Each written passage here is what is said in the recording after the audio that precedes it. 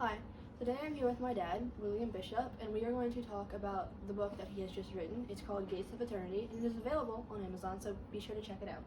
Now, what is this book about without giving too much away? So, what the book is about is a young man who's 13 years old. His name is Timothy Jones.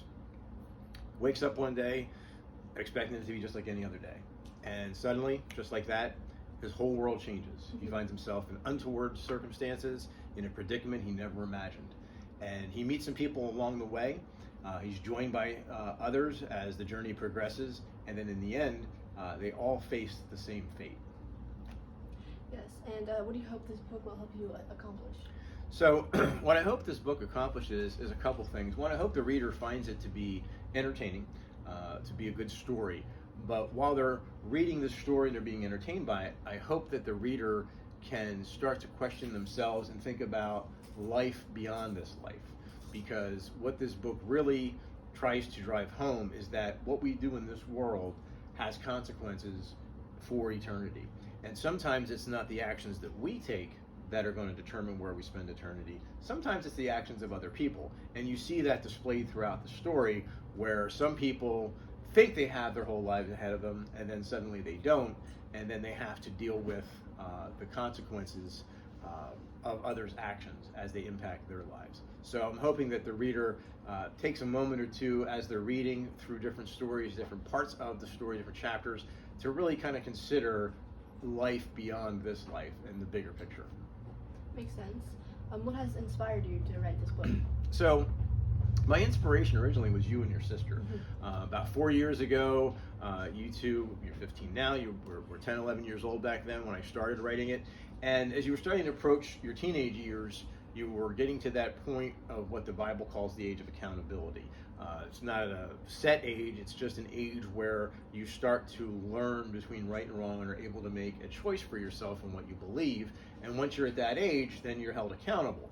And so what I wanted to do is write a story about a teenage boy who was at the age of accountability and impress upon the reader, you and your sister at the time, as I wrote it, that you need to think about life beyond this life. You need to think about eternity. You need to think about the consequences of your actions. So what I did is I wrote a 5,000 word short story. Sat for a little bit, reworked it, turned it into a 20,000 word short story, sent it to my editor. She said, good concept, you need to rework it. So completely rewrote it after letting it sit for a while, of course, let it sit, and turned a 20,000 word short story into a 70,000 word short story, or 70,000 word novel. Then I let that sit for a little while, and then it was earlier this year, a colleague at work out of the blue asking me if I'd been writing anything recently, which I thought was strange because we weren't talking about writing, it was just a random question. And I said, I hadn't been writing anything. I hadn't written anything for a while. I was kind of in a dry spell.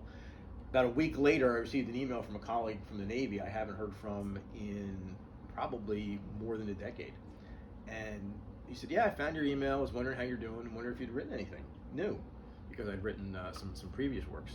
And I thought, okay, that's kind of strange. Within 2 week time frame, people are asking me about my writing. Well, just to kind of push the point home or drive the point home, Dr.